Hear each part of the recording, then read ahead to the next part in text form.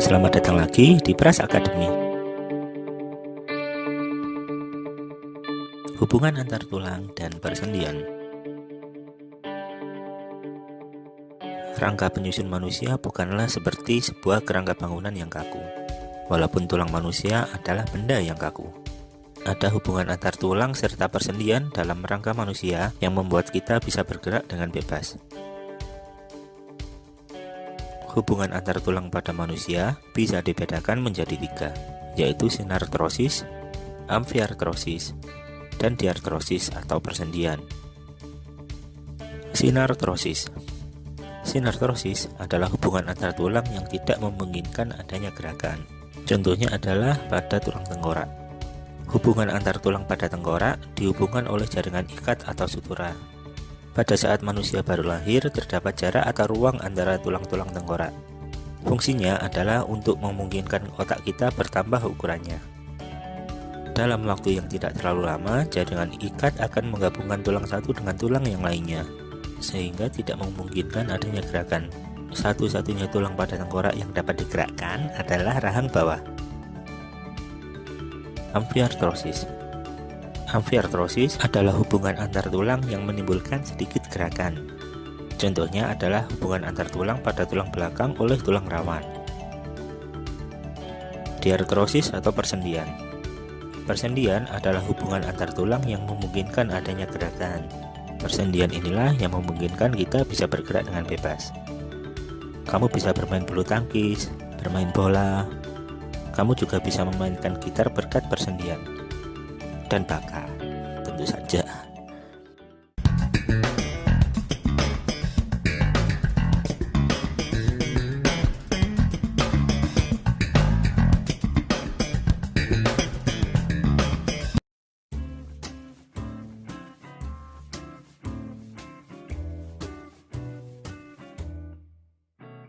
Tipe persendian pada sistem gerak manusia adalah sendi peluru, sendi engsel, sendi putar, sendi geser, dan sendi pelana. Sendi peluru atau sendi lesung. Sendi peluru adalah sendi yang membentuk gerakan paling bebas di antara sendi-sendi lainnya. Contoh sendi peluru atau sendi lesung adalah sendi antara tulang pinggul dengan tulang paha, sendi antara tulang lengan atas dengan tulang belikat. Berkat sendi ini, tulang-tulang ini dapat diayunkan ke arah manapun. Sendi engsel. Sendi engsel adalah tipe sendi yang mempunyai gerakan satu arah. Ada yang ke depan, ada yang ke belakang, layaknya engsel pintu. Sendi engsel ini memiliki ruang gerak yang lebih sempit dibandingkan sendi peluru. Contoh sendi engsel yaitu sendi pada siku, sendi pada lutut, serta pada jari. Sendi putar. Sendi putar adalah tipe persendian yang memiliki prinsip kerja ujung tulang satu yang berfungsi sebagai poros, dan ujung tulang yang lain berbentuk cincin yang dapat berputar pada poros tersebut. Contoh sendi putar adalah persendian di antara tulang tengkorak dengan tulang leher. Sendi ini memungkinkan kepala kita bisa memutar atau menggeleng. Sendi pelana. Sendi pelana adalah sendi yang merupakan pertemuan antara dua tulang yang berbentuk seperti pelana. Sendi ini dapat menggerakkan tulang kedua arah, yaitu muka belakang dan ke samping. Contoh sendi pelana adalah pada pangkal ibu jari. Sendi geser. Sendi geser adalah sendi yang menghubungkan antara dua tulang yang memiliki permukaan yang datar. Prinsip kerja sendi ini adalah satu bagian tulang bergerak menggeser di atas tulang lainnya. Sendi geser juga memungkinkan tulang bergerak ke depan dan ke belakang.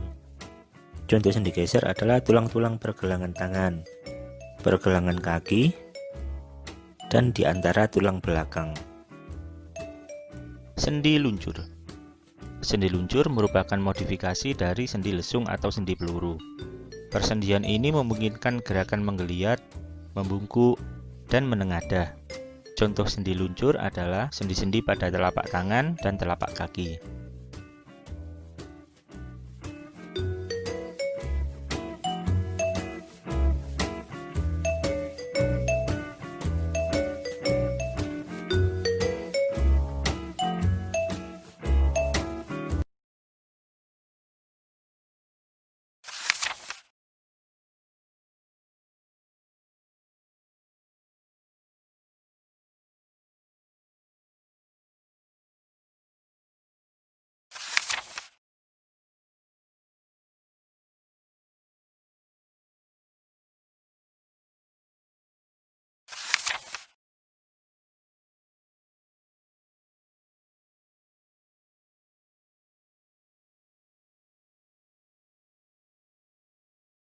Kembali lagi, kali ini kita akan membahas mengenai kontraksi otot. Setiap hari kita menggunakan otot untuk melakukan aktivitas. Wanita pada gambar ini menggunakan otot pada tangannya untuk menulis.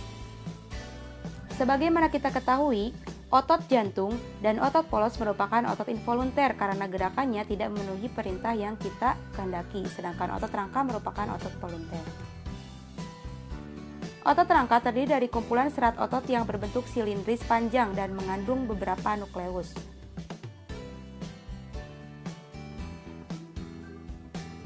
Otot rangka akan berkontraksi dan berelaksasi ketika menerima sinyal dari sistem saraf. Neurotransmitter merupakan tempat pertukaran sinyal. Disinilah tempat terhubungnya bulb sinaptik akson terminal dan serat otot.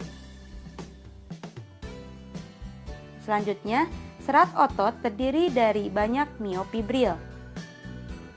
Miofibril mengandung unit kontraktil yang disebut dengan sarkomer. Sarkomer berdekatan satu sama lain sepanjang miofibril.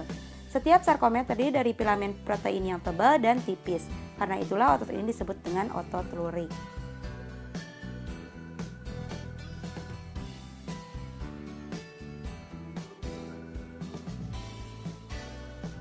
Protein yang tebal tersusun dari protein miosin dan bagian tengah yang membagi daerah ini disebut dengan garis M. Filamen yang tipis tersusun dari protein aktin. Garis potongnya disebut dengan garis Z.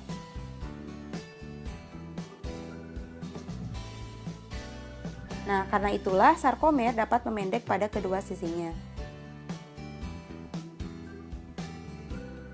Meskipun antara filamen digambarkan sebagai pergeseran, sebenarnya filamen miosin benar-benar menarik aktin sepanjang-panjangnya.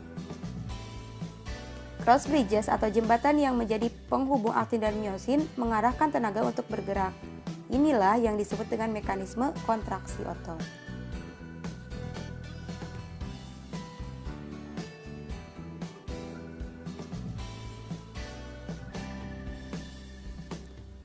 Kontraksi otot dimulai ketika ATP yang menempel di miosin dihidrolisis menjadi ADP dan fosfat.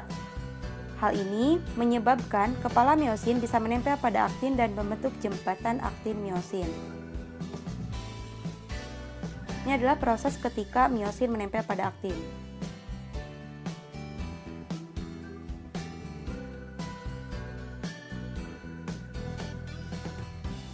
Selanjutnya, ADP dan fosfat akan dilepas, namun miosin akan tetap melekat pada aktin sampai datang lagi ATP yang baru yang menempel di miosin. Hal ini adalah saat ketika otot berelaksasi, dan siklus ini akan terus berulang.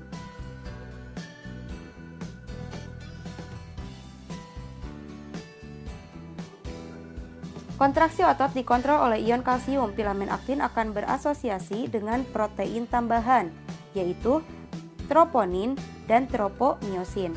Ketika otot berelaksasi, tropomiosin akan memblok jembatan aktin-miosin. Ketika kadar ion kalsium cukup tinggi dan terdapat ATP, maka ion kalsium akan berdekatan dengan troponin, sehingga akan menyebabkan daerah aktif tropomiosin yang semula tertutup oleh troponin. Hal tersebut membuat kepala miosin mampu berikatan dengan aktin dan membentuk jembatan aktin-miosin dan memungkinkan miosin untuk menarik aktin. Ion kalsium terdapat pada sarkoplasmik retikulum dan akan dikeluarkan ketika mendapatkan sinyal dari sistem saraf. Berikut adalah penjelasannya. Neurotransmitter dilepaskan dari neuron dan mengikat reseptor yang mendepolarisasi selaput serat otot. Impuls akan bergerak ke tubulus T dan membuka retikulum endoplasmik. Ion-ion Ca akan mengalir ke miofibril dan memicu terjadinya kontraksi. Hal inilah yang menyebabkan terjadinya pemendekan otot.